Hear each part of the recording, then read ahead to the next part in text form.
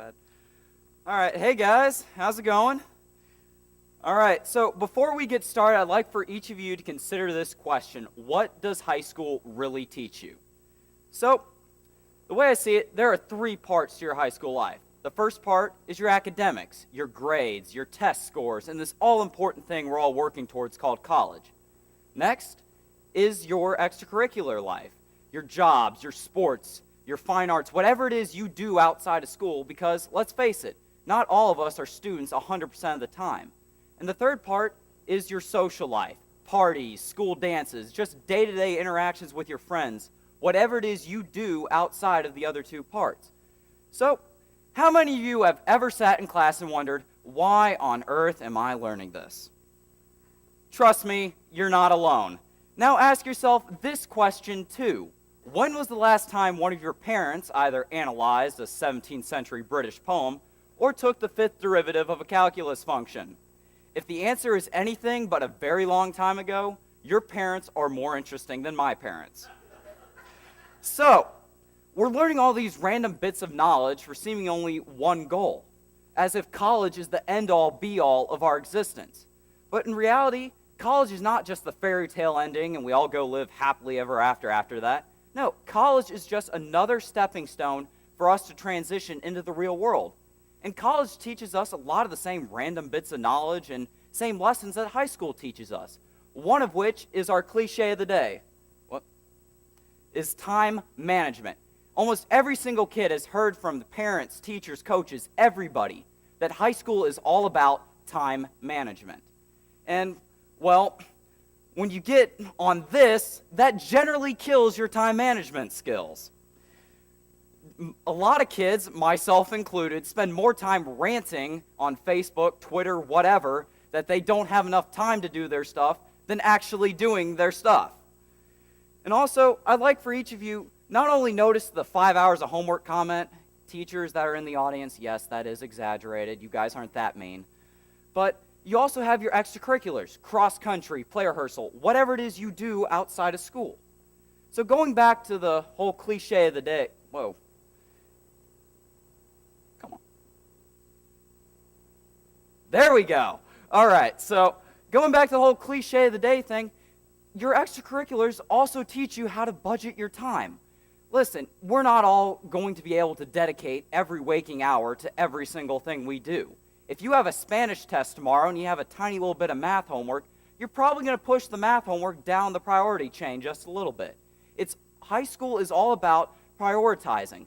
You've got to stay true to all of your obligations. Listen, you're not going to be able to give your best effort at everything. You can't give 110% for every single subject in class, for every single extracurricular, or else you'll probably just go crazy. But your extracurriculars, in addition to maybe adding some negative stress, they teach you the time management skills, but they also teach you to find a passion. All of us in this room have a passion, whether it is playing football on Friday nights or running cross country or just performing in a fall play. We all have something we love to do. And when you have something you love to do, go do it.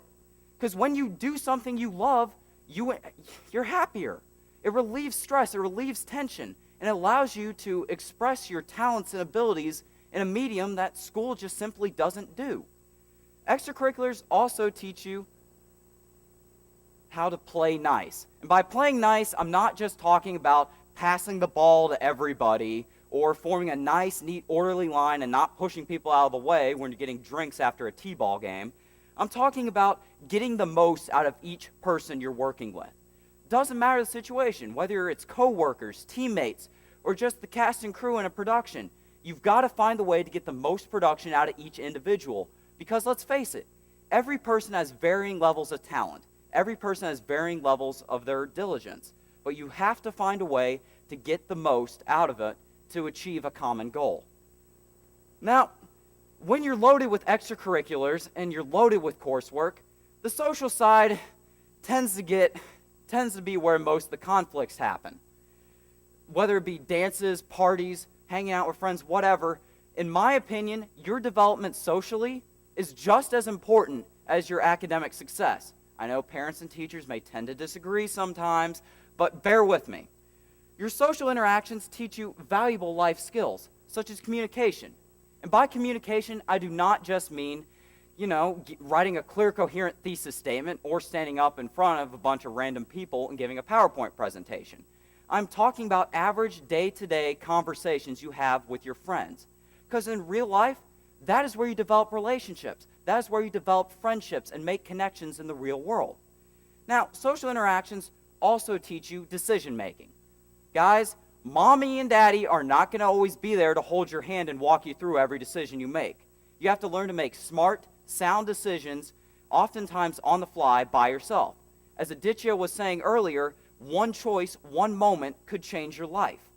Now, high school also teaches you conflict resolution. If you take care of the first two, if you learn from the first two things that your social life teaches you, this should be pretty easy. If you communicate and make smart decisions, conflict resolution is easy. Now, conflicts, they're never going to go away. We've had conflicts from the day we were born, probably until the day we die. Whether it be just simple high school drama or a disagreement between friends, you've got to find a way to get around your issues and all work towards the common goal, which the common goal for almost every single human being is success and happiness. We all want to be happy, and we all want to be successful. Now, if you let all this pressure get to you, your life is going to suck Monday through Friday. It's just a fact. You're going to be going crazy. You're going to be stressed. You're going to be frustrated. And you're not going to get very much sleep. Trust me, I've been there before. And it is not fun. So, how do you juggle all three of these aspects? Because they're all putting different pressures on you. They're all teaching you valuable lessons that you can utilize the rest of your life, but they're also putting a ton of pressure on you. To answer that, there is no perfect way. There's a different method for Aditya, Connor, Hirsch. Everybody in this room has a different method to handling stress and different priorities. So, find your balance. Find the balance of your priorities. Because, guys, listen, school is not going to get magically more exciting overnight. I'm sorry to have to break that to you. And I apologize to any teachers in the audience that might offend, but sometimes you got to just learn to do what you love. And you got to still stay true to your other priorities. You still got to do your coursework. You still got to study. You still got to show up to practice every day, even though it's not fun. But you all have to stay true to your other obligations while still doing the things that you love. And if you do that, if you do what you do, you'll be happy the rest of your life. Thank you.